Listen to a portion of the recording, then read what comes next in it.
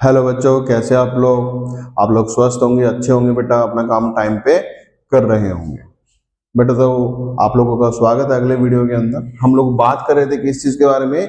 Universal adult franchise and the electoral system के बारे में बातें कर रहे थे बेटा। लास्ट वीडियो में हम लोगों ने इलेक्शन कमीशन ऑफ इंडिया के बारे में बातें की थी, है ना। तो मैंने एक क्वेश्चन दिया था आप लोगों को कि भाई ये बताओ कि भारत का जो करंट चीफ इलेक्शन कमिश्नर कौन है, और हमारा जो पहला जब 1951-52 के अंदर पहली बार इलेक्शन हुआ था उस समय के ऊपर चीफ इलेक्शन कमिश्नर कौन था। तो मुझे लगता है आप लोगों ने वो काम कर लिया होगा बेटा। तो हमारा जो करंट चीफ इलेक्शन कमिश्नर कौन है? ज्ञानेश कुमार। और जो हमारा पहला चीफ इलेक्शन कमिश्नर कौन था? सुकुमार सेन। ठीक है बेटा, चलो उसी के साथ हम लोग इलेक्शन की बातें कर रहे थे। ठीक है, तो आज हम बातें करेंगे इलेक्शंस के बारे में। ओके, तो इलेक्शन क्या होते हैं बेटा? इलेक्शन का हिंदी का मतलब क्या होता है बेटा? चुनाव, जिसके अंदर हम लोग क्या करते हैं? अपने प्रतिनिधि को चूज करते हैं, चुनते हैं। ठीक है, कैसे? It is the process in which we elect our representative by voting. कि भाई हम लोग वोट देंगे और हम अपने जो हमारा जो प्रतिनिधि है उसको चुनेंगे, और उसके बाद में हम लोग क्या करेंगे कि वो जो प्रतिनिधि है वो हम लोग उसको चुन के पार्लियामेंट में भेजेंगे, या फिर हमारा जो स्टेट लेजिस्लेटिव असेंबली है उसमें भेजेंगे, जिसके अंदर वो हमारे लिए काम करेगा, हमारे प्रॉब्लम्स को सोल्व करेगा और पूरे देश के सामने हमारे प्रॉब्लम्स को लेके आएगा बेटा। ठीक है, उसके बाद में टाइप्स ऑफ इलेक्शन।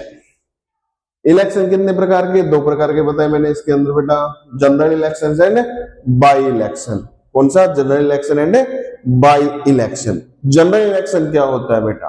कि अभी देखो बेटा 2024 के अंदर पूरे भारत के अंदर इलेक्शन हुआ था, जिसके अंदर जो लोकसभा के इलेक्शन थे बेटा। ठीक है, जिसके अंदर हम लोगों ने अपने प्रधानमंत्री श्री नरेंद्र मोदी जी को चुना था, है ना बेटा। तो बाई इलेक्शन का मतलब क्या हो गया कि जनरल इलेक्शन का मतलब क्या हो गया कि भाई जनरल इलेक्शन वो इलेक्शन होता है जो पूरे देश में एक साथ होता है बेटा। मतलब क्या है general election? It is the nation wide political election in which representative vote chosen from all the constituency of any state और कंट्री। ठीक है, मतलब country at the same time बेटा, एट द सेम टाइम। समझ में आ गई होगी बेटा कि भाई जनरल इलेक्शन क्या हुआ कि पूरे भारत देश के अंदर एक साथ इलेक्शन होता है। कि भाई अपने रेवाड़ी एरिया के अंदर इलेक्शन हो रहे हैं, ठीक है, अपने रोहतक एरिया के अंदर इलेक्शन हो रहे हैं बेटा, उधर पंजाब के अंदर इलेक्शन हो रहे हैं, केरल के अंदर इलेक्शन हो रहे हैं बेटा। तो लोकसभा के इलेक्शन क्या होते हैं? पूरे देश के अंदर एक साथ होते हैं बेटा। जैसे कि बंगाल के अंदर इलेक्शन था, वो किसका था? वो बंगाल स्टेट का इलेक्शन था, लेकिन पूरे बंगाल में एक साथ इलेक्शन हुआ है बेटा। कैसे हुआ है? पूरे बंगाल में एक साथ इलेक्शन हुआ है बेटा। ठीक है, अब बाई इलेक्शन क्या होता है? जनरल इलेक्शन तो क्या हो गया कि पूरे देश में एक साथ इलेक्शन होगा, पूरे राज्य में एक साथ इलेक्शन होगा। लेकिन बाई इलेक्शन जो होता है, सपोज करो किसी कैंडिडेट ने, जो रिप्रेजेंटेटिव था उस एरिया का, उसने इस्तीफा दे दिया, उसने रिजाइन कर दिया अपनी एमएलए की सीट से या अपनी एमपी की सीट से, या फिर किसी कारणवश से उसकी मृत्यु हो गई, कुछ बीमार हो गया था वो, उसकी मृत्यु हो गई, या फिर कोई और कारण भी हो सकता है बेटा। तो उसकी वजह से वो सीट क्या हो जाती है? खाली हो जाती है। अब वहां पे क्या होता है? फिर दोबारा से इलेक्शन होते हैं बेटा। क्या होते हैं? इलेक्शन दोबारा से होते हैं। कब? जब उस सीट के ऊपर या तो जो रिप्रेजेंटेटिव, जो प्रतिनिधि था, वो क्या कर दे, या तो रिजाइन दे दे, या क्या हो, उसकी डेथ हो जाए, या कोई और कारण हो सकता है बेटा। तो जब इलेक्शन, जब किसी एक सीट के ऊपर या किसी 2-3 सीट के ऊपर इलेक्शन होते हैं ना बेटा, उसको हम लोग बोलते हैं बेटा क्या? बाई इलेक्शन बोलते हैं। क्या बोलते हैं? बाई इलेक्शन बोलते हैं बेटा। अब देखो बेटा, हम लोग कॉन्स्टिट्यूएंसी की बात कर रहे हैं, तो हम लोगों को पता होना चाहिए कि कॉन्स्टिट्यूएंसी क्या होती है। कॉन्स्टिट्यूएंसी होते हैं बेटा निर्वाचन क्षेत्र। ठीक है, एक ऐसा ज्योग्राफिकल एरिया जिसके अंदर जो क्या होता है? फिक्स होता है। किस चीज के लिए? इलेक्शन के लिए। और उस इलेक्शन में कौन वोट डाल सकते हैं?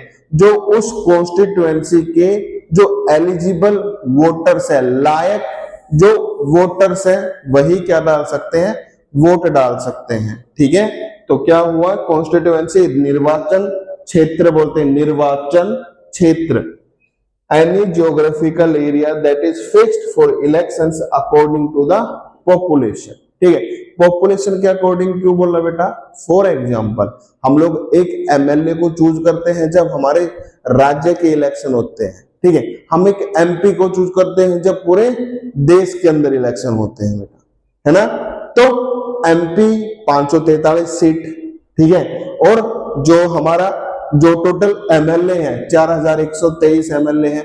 ठीक है, तो एमपी की कम सीट है, मतलब बहुत ज्यादा लोग एक एमपी को चूज करेंगे। ठीक है, और एमएलए की 4123 सीट है, मतलब कुछ मतलब उससे जो जितने एमपी ने चूज करे उससे कम लोग किसको चूज करेंगे, एमएलए को चूज करेंगे। मतलब क्या बोला कि 10 लाख लोग चूज करेंगे किसको, एमपी को। 10 लाख लोग चूज करेंगे किसको, एमपी को। ये मतलब एक एवरेज है कि एवरेज क्या करेंगे, 1 मिलियन लोग किसको चूज करेंगे, एमपी को चूज करेंगे, और लगभग 1-2 लाख लोग चूज करेंगे किसको, एमएलए को चूज करेंगे। किसको चूज करेंगे बेटा, एमएलए को चूज करेंगे बेटा। ठीक है, ये प्रोसेस भी हम लोग आगे पढ़ने वाले हैं कि एमएलए क्या है, एमपी क्या है। ठीक है, ये कब चुने जाते हैं, इन सब चीजों के बारे में भी हम लोग आगे बातें करेंगे बेटा। ठीक है, तो अभी मैंने आप लोगों को जो बातें बताई है उसको नोट जरूर कर लेना बेटा। ठीक है, हाँ, अब क्या हुआ, कॉन्स्टिट्यूएंसी हम लोगों को पता चल गई, निर्वाचन क्षेत्र की वो ज्योग्राफिकल एरिया, वो एरिया जहां पे इलेक्शन होते हैं। ठीक है, और उन इलेक्शन के अंदर सिर्फ जो उस कॉन्स्टिट्यूएंसी से बिलोंग करते हैं वही लोग क्या दे सकते हैं, वोट दे सकते हैं। तो उसी प्रकार से लोकसभा के अंदर 543 कॉन्स्टिट्यूएंसी है बेटा। ठीक है, 543 कॉन्स्टिट्यूएंसी है बेटा। ठीक है, उसी प्रकार से एमएलए की अगर मैं बात करूं, अगर मैं सिर्फ हरियाणा की बात करूं, हरियाणा के अंदर 10 एमपी की सीट है और 90 एमएलए की सीट है बेटा। ठीक है, तो एमपी ज्यादा पावरफुल या एमएलए ज्यादा पावरफुल, मतलब बोलते हैं ना चाचा विधायक है, चाचा सांसद है, फूफा सांसद है, तो सांसद ज्यादा ताकतवर है किससे, विधायक से। क्यों, विधायक को कम लोग चूज करते हैं और सांसद को बहुत सारे लोग चुनते हैं बेटा। ठीक है, बात क्लियर होगी। चलो अब देखो, अब है इलेक्शन की प्रोसेस। ठीक है, इलेक्शन की प्रोसेस क्या होती है, हम लोगों ने इलेक्शन के बारे में बात कर ली, तो अब उसकी एक प्रोसेस भी होगी कि भाई हम लोग अपना जो हमारा जो उत्तराधिकारी है, हमारा जो प्रतिनिधि है, ठीक है, हम लोग उसको चुनते हैं, तो उसकी भी एक प्रोसेस होगी पूरी। तो वही क्या है, इलेक्शन प्रोसेस। ठीक है, कि the election process consist of many steps, it is the process that consist of many steps. उसके अंदर बहुत सारे स्टेप्स है बेटा, कि भाई स्टार्टिंग करेंगे हम लोग किस चीज से, कि भाई पहले वोटर लिस्ट को क्या करेंगे, प्रिपेयर करेंगे। कौन करेगा, election commission of India. Last video में हमने इसके फंक्शन के अंदर बात की थी बेटा कि उसका फंक्शन क्या है। ठीक है, तो उसके अंदर पहला एक फंक्शन क्या था कि वोटर्स लिस्ट की प्रिपरेशन। तो पहला प्रोसेस का पहला स्टेप क्या है, preparation of voters list. So in this process, the old voter list is updated, in which new voters are added and some voters are removed as they can be dead. यहाँ पे B कर लेना बेटा, as they can be dead or might be migrated। मतलब क्या हो गया, वो देश छोड़ के दूसरे देश के अंदर बस गए होंगे बेटा, या फिर और कोई रीजन हो सकता है कि भाई उसके ऊपर केस ज्यादा हो गए थे, क्रिमिनल बन गया था। ठीक है, इसी वजह से उसको लिस्ट से बाहर निकाल दिया होगा बेटा। तो क्या हुआ, पहला प्रोसेस का जो पहला स्टेप हो क्या हुआ, प्रिपरेशन ऑफ वोटर्स लिस्ट। अब देखो बेटा, इसी को ही जो प्रिपरेशन ऑफ वोटर्स लिस्ट है, इस वोटर्स लिस्ट को मैं एक और नाम देता हूं बेटा, वो क्या है, इलेक्टोरल रोल। इलेक्टोरल रोल बेटा, इलेक्टोरल रोल। ठीक है बेटा, चलो ROLE नहीं है, ROLL है बेटा ये वाला।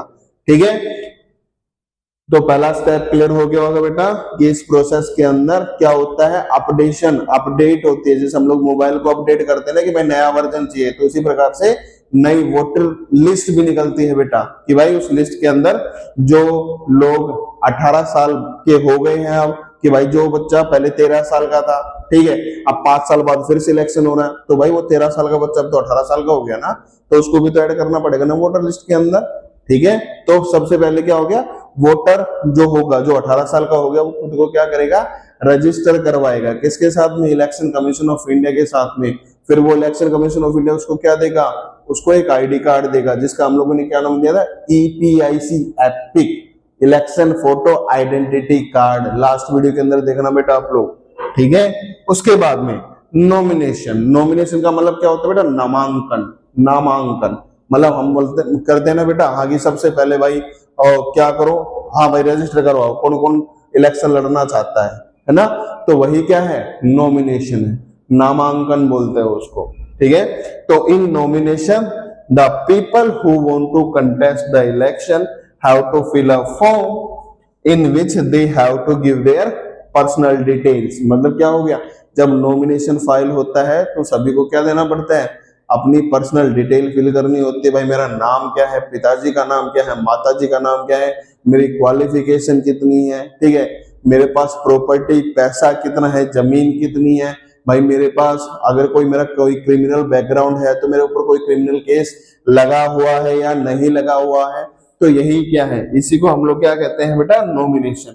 उस नॉमिनेशन के अंदर क्या होता है, वो सारी डिटेल फिल करता है बेटा। उसी के बाद क्या होता है, इलेक्शन कमीशन ऑफ इंडिया उसको अलाउ करता है कि हाँ भाई तू एक प्रॉपर कैंडिडेट है, ठीक है, तू इलेक्शन लड़ सकता है, ठीक है बेटा। हाँ तो बेटा हमारा जो नेक्स्ट पार्ट है वो क्या है, इलेक्शन कैंपेन। इलेक्शन कैंपेन मतलब चुनाव प्रचार। चुनाव प्रचार के दौरान आप लोगों ने देखा होगा कि जब इलेक्शन होने वाले होते हैं तो जो कैंडिडेट्स होते हैं, ठीक है, वो क्या काम करते हैं, वो गांव गांव जाके क्या करते हैं, अपने भाषण देते हैं, पोस्टर चिपकाते हैं, घर घर जाते हैं बेटा, गांव गांव जाते हैं, और वो वादे करते हैं कि अगर आप हमें वोट देंगे और आपने हमें चुन लिया तो हम लोग क्या करेंगे, हम लोग देश के अंदर, आपके एरिया के अंदर ये चीजें करेंगे, हम लोग बिजली समय पे देंगे, पानी समय पे देंगे, हम लोग जॉब्स करवाएंगे, जॉब लगवाएंगे, तो ये सारी चीजें होती हैं बेटा, ठीक है। तो इलेक्शन कैंपेन क्या हो गया, चुनाव प्रचार। In election campaign the nominated candidate go house to house, village to village and paste posters, give speeches and do promises to do work with a dedication for their constituency। मतलब जिस निर्वाचन क्षेत्र के अंदर वो चुनाव प्रचार हो रहा है वो वादे करते हैं वहां पे कि मैं इस एरिया की, हमारा जो एरिया है जिससे मैं वो चूज होके भेजोगे, आप लोग चुन के भेजोगे, उसके लिए मैं पूरे डेडिकेटेड तरीके से, ठीक है, पूरे होशो आवाज में कहता हूं कि मैं प्रॉपर काम करूंगा। तो इलेक्शन कैंपेन क्या है कि भाई चुनाव प्रचार है बेटा, ठीक है। फिर है बेटा वो दिन आ गया जिस दिन का सभी को इंतजार होता है, वोटिंग डे, ठीक है। अब देखो चुनाव प्रचार खत्म हो जाता है कब, जैसे वोटिंग आज है तो आज से 2 दिन पहले, मतलब 48 घंटे पहले चुनाव प्रचार क्या हो जाता है, खत्म हो जाता है। कितनी देर पहले खत्म हो जाता है बेटा, 48 घंटे पहले, मतलब 2 दिन पहले चुनाव प्रचार खत्म हो जाता है। कोई भी कैंडिडेट अब प्रचार नहीं करेगा, पोस्टर नहीं चिपकाएगा, गांव टू गांव नहीं घूमेगा, घर से घर नहीं घूमेगा। अगर वो ऐसा करता है तो बेटा उसका नॉमिनेशन कैंसिल हो जाता है, फिर वो इलेक्शन में नहीं लड़ सकता है बेटा, ठीक है। तो देखो नेक्स्ट है बेटा, इंपॉर्टेंट दिन है वोटिंग डे। वोटिंग डे मतलब उस दिन क्या होता है, जो भी एलिजिबल वोटर्स है, जो भी लायक वोटर्स है, वो लोग कहाँ पे जाते हैं, वो उन बिल्डिंग्स में जाते हैं, उन स्कूल्स में जाते हैं जिसको इलेक्शन कमीशन ऑफ इंडिया ने चूज किया है, किस चीज के लिए, वोटिंग डालने के लिए, कि भाई आप लोग वहां पे जाओ, वोट डालो, आपके पास आपके आईडी प्रूफ होनी चाहिए, एंट्री लो, आप वोट डालो, ठीक है, और फिर वोट डाल के आप लोग अपने घर जाओ। यही चीज होती है बेटा। चलो क्या है, This is the day on which all the eligible voters cast their votes in some fixed areas that are assigned by the ECI, Election Commission of India. The area can be any school or any government building, ठीक है। तो vote किस में डालते हैं बेटा, वो EVM, electronic voting machine, EVM कहां डालते हैं बेटा, इलेक्ट्रॉनिक वोटिंग मशीन, ईवीएम,